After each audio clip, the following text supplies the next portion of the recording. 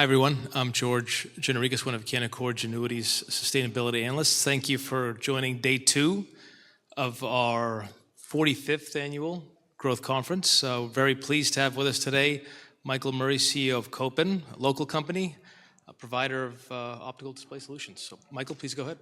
Wonderful. Thank you very much, George. Appreciate the invite from our friends here at Canaccord. I hope you're all having a wonderful couple of days in Boston. It's not too balmy out there, so I will try to be brief and talk about some of the exciting news at Kopin. So before I do that, I'll introduce myself. My name is Michael Murray. I'm the Chief Executive Officer, Chairman, and President of the company. Just a little bit about me. I grew up in Canada. Don't hold that against me. They did let me into the country. And yes, I do play hockey very well. It's a prerequisite. I came to Kopin from a company called Ultra Electronics, doing NSA Type 1 cryptography and electronics. My background is a semiconductor engineer, where I spent over a decade at a little company called Analog Devices down the road here on 128 in Wilmington. So that's my background. I'm the second CEO of Kopin Corporation. It was founded by Dr. John Fan, who had 2 PhDs, one from MIT, one from Harvard. Obviously, he's a slouch. He ran the company for 40 years. So I'll get started with a little safe harbor statement. I want you to all read this. There will be a test at the end, and I do give away free prizes for those that get it right. So a little bit more about the company. We're in a transformational stage. I've been with the company for just over 2 years at this point in time. What's important to know about this slide is that we're a semiconductor at the heart of what we do. The problem is, and what we're solving for currently, is there is not one semiconductor manufacturer who builds microdisplays that's profitable. Not one. Sony, not profitable. Samsung, not profitable. LG, definitely not profitable at the moment. Building microdisplays specifically. Yields in this business, if you get 50% yield, you're doing very well. In semiconductors, if you're at Analog Devices, if you're getting 90% yield, you're not doing well. In contrast to this, if you get 25 to 50% yield, you're doing very well. That's a critical thing for our investors to understand. Yield equals loss, loss equals lost profits. Very simple. So what to do? What we did was we chose to go up the vertical chain and build what we call application-specific solutions. And we're going to do that for our Tier 1 customer base, which I'm going to talk about now as we walk forward. But before I do, I want to talk about a transaction that just happened. Most of you probably don't know a company called Theon. Theon is a very large $1.7 billion corporation based out of Greece, traded on the Amsterdam Stock Exchange. What's super cool about them is they're growing 50% compound annually for the last 6 years. Their stock price has accrued 169% growth in the past 2 years. Why? The company is run very well by a gentleman by the name of Christian. He's a good friend of mine. They are focused in NATO, Europe, and Southeast Asia. They provide what I think is some of the best technology in the world in thermal weapon sights and also thermal night vision goggles to NATO allies, of which Kopin currently sells $0 to. So we created this partnership between Kopin and Theon International, mainly because we have a facility in Dalgety Bay, Scotland. That facility is very much underutilized. We utilize it at about 15%. It has been our biggest profit leaker over the course of the last 2 years. The absorption rate in that facility has been about 15%. Now it's going to go up to above 50%, and therefore we'll turn that business into a profit. Moreover, we moved much of our production into Dalgety Bay, Scotland for our microdisplays. Now Theon can take those microdisplays out of Europe and ship them in Europe and not have to pay any tariffs. That's a good deal for them. Moreover, Theon spends single high-digit millions to tens of millions of dollars in OLED and LCD microdisplays, of which now Kopin can compete on those sockets. And they're also incentivized by 49% ownership in Dalgety Bay to use that facility for their use cases. So very, very key deal for us. Moreover, at this point in time, it adds $15 million to our balance sheet in cash. So we'll be sitting with over $40 million in cash for the company. and we're going to use that money and put it to work to grow our overall competitiveness in Southeast Asia, Europe, and with NATO allies. The vast majority of the business I'm going to go through here is predominantly focused in the United States. Now we have a rest of world global enterprise for Kopin for the first time ever in our history. We also have additional project funds. You'll see in the 8K that we just announced, there's another $8 million of cash available to Kopin over and above the $15 million. That is for specific pursuits that we have as two companies that we've identified that we want to go after together, and we'll use those funds as we see fit. Lastly, we've created a product called Darkwave that is an overlay to night vision goggles, which Theon will create a purchase order for us so we can take that business to market in Dalgety Bay, Scotland, we think for one of the big countries in NATO. So look for an announcement on that shortly. Okay, so we also have just entered into our first ESG strategy. This was big for our announcement with Theon. ESG in Europe is much bigger than it is here in the United States, believe it or not. But also we thought it was important to have the ability to have our index funds and passive ETF flows because we were awarded back onto the Russell this year. So we're now on the Russell 2000 and 3000. So having an ESG strategy is still very important to passive flows on ETFs. What's different about Kopin is other than Sony, Kopin is the only company that builds all 4 different types of microdisplays. And we invented a 5th kind, which we're going to go through today and show you for the first time. It is an AI-enabled microdisplay that looks back at you while you're using it to dynamically control your brightness and contrast so that your eyes don't have to glint, squint, or blink. And we're going to talk about why that's important to consumer companies and defense companies alike. I'm not going to go through this one. So we talked about Dalgety Bay. What's important there is we build our liquid crystal on silicon technology as well as OLED and some of our micro LED technology. In Reston, Virginia, we build our head-mounted displays and also our new CR3 headset, which we just announced with Carl Zeiss out of Germany, and I'll go through that in greater detail in a moment. And we're headquartered here in Westborough, Massachusetts. Straight out 90, about a half hour, and you'll be at our front door. Please let us know if you're interested in coming by for a fab tour. We do love having our investors come in and say hello. So one of the things that we're known for is our devices that go into high-speed aircraft. If you have heard of some of the aircraft that the United States puts out in place and some of the ability to see through optics, that is something that we've been involved with for a number of years. We currently have our LCD technology, our OLED technology, and micro LED technology in what we call our fast-moving aircraft application. I can't say which one, but it is one of the most lethal aircraft in the world, and we are in all of those headsets today.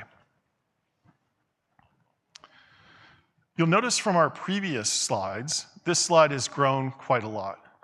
I'm very proud of this slide because we're now starting to see companies like AeroVironment, Blue Halo, Wilcox, Zeiss, Theon International, the Army, the Navy.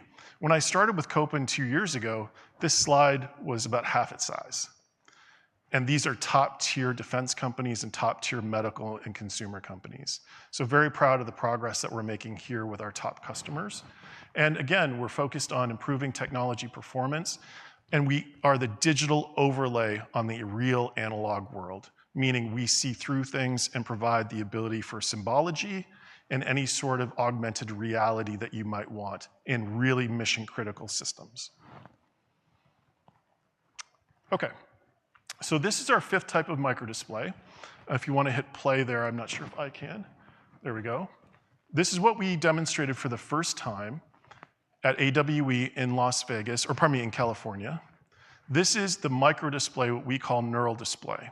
It has tiny pixels, red, green, and blue, but the 4th pixel is usually blue for deep color, but we changed that 4th pixel to be an imager. And that imager looks back at you, just like when you were playing Battleship as a kid. Oh, it's over? Oh, there we go. Sorry, YouTube, I can't control that, it's live. But that fourth pixel is a tiny imaging pixel that looks back at your eye for white, green, and black, or white, gray, and black. Then we're able to adjudicate how big your pupil will get with how much brightness we're shining at your eye at a given time. Just like getting up at night when you go to the bathroom, pitch dark, you turn on the light and you have to squint. Imagine flying an F-35 doing the same thing, or getting shot at the same time. It's not very comfortable. So you have 500 microseconds to dynamically tune that microdisplay from being too bright to just right. Moreover, if you're a spatial computing device user, you want that same technology so that you can use that device long enough to watch a movie. And right now, that's what's gating things like Apple or Meta and the adoption rate of spatial computing. If I go back here, if I can go back, let's see if that same slide is up. This is the Apple Vision Pro. Look at the weight difference. That is just in cameras alone. We are half the weight, half the size, half the power consumption, because we take all of those cameras doing eye tracking and control, and we put it into the microdisplay. So I'm going to spend some time here as well. This slide has definitely expanded in the last year because of the conflicts in Europe, because of the conflicts in Israel. Kopin is one of the best companies in the world at providing microdisplays and optics in mission-critical devices. We have new orders to announce very shortly in our thermal weapons sight program. We are on 2 different iterations of the next generation short-range interceptor, otherwise known as the Stinger missile program. The United States is going to supply over 100,000 Stinger missiles in the next 3 years. Therefore, that translates into roughly 100,000 Stinger missile launchers, and Kopin is on that program with Lockheed as we speak. Dark wave, very interesting technology. We're demonstrating that now. It takes a dumb night vision goggle. If anyone's seen Zero Dark 30 as an example, you put your night vision goggles on, you can see at night. That's really cool. But dark wave provides thermal imaging, so you can see thermally if there was anybody else in the room, plus symbology. Green good, red bad. Very simple. That adds technology to an already installed base at Theon and here in the United States. And remember, Theon is the world's leader in night vision goggles for all of NATO. So this is burger, and that's the fries for Theon. So we already have an install base of close to 20,000 night vision goggles. I'd be remiss in not talking about our integrated visual acuity system strategy. This is what they call a program called SBMC, or Soldier Borne Mission Command, or IVAS 1.2. You may have heard of a company called Anduril and Palmer Luckey. They've novated that contract from Microsoft. There is a new contract that is going to be let, we believe, this year called Soldier Borne Mission Command. We are working with a number of companies that are bidding for that as prime contractors. Kopin is not bidding as a prime contractor. We are bidding as a key technology acquisition specialist for microdisplays and optics.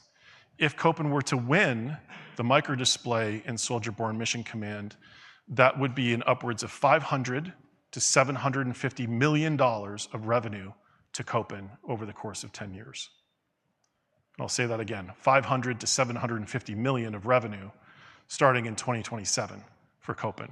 And we're very close to announcing some major developments in that area. And this technology would be focused on, again, digital overlays on the real-time world and making sure that our soldiers have the best technology in the world so that they can see as well as anyone else in day or night. And unfortunately, China, Russia, and Iran already have this technology. We do not. The US government has always said we need to own the night. Unfortunately, ladies and gentlemen, we no longer own the night. China, Russia, and Iran do, because they have this technology and we don't. So this is very important to our future. And it's all based around our color micro-LED. And my goal is to announce very, very soon an award for our monochrome micro-LED, and we will be the only United States company with a monochrome micro-LED flying in an aircraft in production. So we have the pedigree, we have the providence, and we have the engineers to do it. We just need the Army to award this technology for us, and that will unlock the Soldier Borne Mission Command contract for Kopin. I spoke about this earlier, the next generation short-range interceptor. We're working in 2 areas. A company called Blue Halo Aero Environment. We've been partnering with them on the next generation weapon fire, as well as the ability to simulate the binoculars and monoscopes so that we can train our troops on how to use the next generation short-range interceptor once it's available from Lockheed and or Raytheon. So not only do we have the training and simulation side, but we're also working on the production side so we can train our troops on the same technology and how to use it at the same time. So very different technologies from very different companies, but these are publicly announced awards, and we were just awarded an urgent upgrade to this design, and we've been requested to move more quickly because they want to move into production more quickly than we originally had thought. So good news there for Kopin, and certainly a tremendous opportunity for growth with this Stinger missile coming into production. I mentioned this earlier. You can now go to Carl Zeiss website. This is our CR3 headset that we partnered with HMDmd. This is now in surgery today. We've done over 200 surgeries with the headset. I think one of the leading hospitals is New York Presbyterian Hospital, where they've done over 200 surgeries using this headset. The adoption rate here is a little bit slow. That's how medical works. But we have the technology, and it is now in production with Carl Zeiss, and we're expecting orders for production for 2026 that are pretty exciting for this headset. And Kopin designed, built, and supplies this entire headset to Carl Zeiss through HMDmd. I want to spend a little bit of time here. Consumer is still very interesting for us. We're currently doing studies of how neural display can actually enable this market. Size, weight, power consumption still gate spatial computing. We all know this. We have to get rid of the power. We have to get rid of the size and the cameras that go into these headsets. And right now we're doing studies of how we could use micro LED as well as very high frequency LCOS displays with a neural display backplane. LCOS is interesting in this market because of the refresh rate. An LCOS display can refresh at about 480 hertz top end. To give you a sense, your standard TV at home is about 90 to 120 hertz. So this thing's smoking fast and very, very good for gaming applications. Okay. I'm not going to go through the market opportunity. I think you all know that NATO is going to be spending over $1 trillion, or NATO countries will be spending $1 trillion in defense, and the United States Department of Defense will spend $1.3 trillion in defense. Big market for us, and it's mostly focused around soldier-borne systems, soldier-borne projectiles, and obviously thermal imaging, of which we do better than anyone, in my view, in the world. Kopin has a rich portfolio of patents. We now have 6 patents in AI-enabled microdisplays. We're the only company that I'm aware of that has an AI-enabled bidirectional human-in-the-loop capability. That capability was written in an award that went to the Secretary of Defense. It was actually a white paper, I should say, that went to the Secretary of Defense in January. It's available online that states the United States needs micro-LEDs and human-in-the-loop technology to surpass China and Russia. Kopin is the only company that has this capability today. Q2 revenue was a disappointment. We had some things go on in Q2 because of the budget and some of the delays. It created some customer concern around their portfolios and their forecasts. The good news is we now have received the orders that we were expecting in the first half. So we'll execute on those orders and announce them very shortly here in the second half. So quality has remained very much in focus for us. We're still sitting at 97%. This is a tremendous improvement for the company. I'm very proud of the progress that we've made there. And our opportunity pipeline is now ballooned at just shy of $850 million of qualified, factored opportunities that are either in the United States Department of Defense or now with our friends at NATO and Southeast Asia and Europe through Theon International. So great progress there. We did have a good bookings quarter. It just didn't happen as quickly as we thought. And moving into this quarter, we think that bookings number may double in terms of bookings. And we're still tracking $20 million of research and development orders that we're expecting this quarter as well. Research and development is very important to the company because as soon as we receive those orders, we can start billing and actually accruing that revenue. I want to take a moment to recognize Rich Schneider. He's in the back here.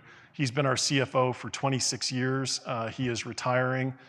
Sorry to see Rich go, but we did hire a gentleman by the name of Eric Manns from Allegro Microsystems, and Eric starts on September 2nd, and Rich will start to run marathons again probably on September 3rd. So big thank you to Rich for all of his stewardship, leadership, and friendship, quite frankly, in the last 3 years with myself included.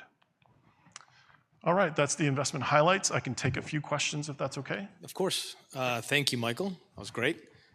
Maybe to start, just in terms of your positioning in the U.S., I mean, we've talked about this in the past, but how many providers, American providers of your technology are there? Yeah, so there was a company called Imagine out of New York. Imagine provides OLEDs, displays, but they don't do what we do. They don't have the 4 other types of microdisplays, and they don't do vertically integrated subsystems like we do. But that would be the nearest competitor, which Imagine was acquired by Samsung. Question about how invested they are in the defense industry, quite frankly. But they do make decent displays. We don't make every OLED display that's out there, so they are competitive in that area, and we do compete head-to-head, but that would be the closest competitor for us. And maybe you talked about multiple programs both in the U.S. and now internationally through your new Theon partnership. Can you help us sort of compartmentalize what that could mean over the next couple of years for the company? Yeah, absolutely. So in working with Theon, we've identified 25 million of real revenue opportunities by 2027, 28 that the company wants to gain in the rest of the world. So that additional 25 million of revenue in rest of world is very achievable. Even with just Theon spending alone, we think we can get to half that. So very low number, low bar to jump over. That gets us Kopin to 100 million in revenue in 27, 28, depending on how these other programs go, which is very exciting growth for Kopin. But again, expecting 25% of our revenue to come from rest of world, I think is reasonable. And that would be great growth for the company, sitting at 50 million of revenue last year. Maybe to focus on SBMC, which is obviously a huge opportunity, talked about a lot. Maybe help us understand the milestones that we should be paying attention to over the next few months and to figure out exactly how you're positioned there. Great question. So we actually had the first milestone already happen. The first milestone was we received an order from the US Army to provide them a plan to build prototypes of a color micro LED. The next milestone is they're going to place, hopefully, an order to build prototypes of a color micro LED. That'll be in the range of 15 to 20 million. That's not all that exciting in of itself, but once we create that color micro LED, that unlocks the opportunity of Soldier-Borne Mission Command, which is $500 to $750 million of revenue to Kopin. But more than that, it opens up the opportunity for night vision goggles, the next generation thermal weapon sights or next generation squad weapon fire. Those in and of themselves are about 100 million each. So if we were to be awarded a research and development contract by the Army directly, we will most likely be, unless we screw it up somehow, the vendor in Soldier-Borne Mission Command, because a color micro LED, the brightness is 100 times better, the contrast is 100 times better for the same amount of voltage and power consumption as the standard OLED, and it lasts pretty much forever. Any questions from the audience? One of the things I noticed, Michael, you said SBMC has the potential for 500 to 750 million of revenue. I think that's up from the last time where you said it was in the 300s. Yep. Could you just kind of walk us through where that increase came from? Yeah, we think it's going to be more expensive to build a color micro LED. I wish I had a better answer for you, but unfortunately, color micro LEDs are very expensive because of the yield.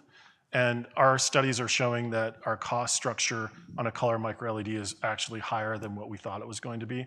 So to give you a sense of volume, we're expecting obviously 2 displays per headset, 10,000 to 12,000 headsets per year starting in 2027. And you can kind of do the math from there, what we expect each display to amount to. But we also added the aspect of providing an optic with that micro display. So it's not just the micro display, we'll actually provide an optic with it, so a piece of glass or magnifier that goes along with that design. So that's the other increase that's in that number. And that's something we do every day, by the way. That's well within our capability. It's a great place to stop. Thank you, Michael. Great, George. Thank you so much. We appreciate your time. Thank you.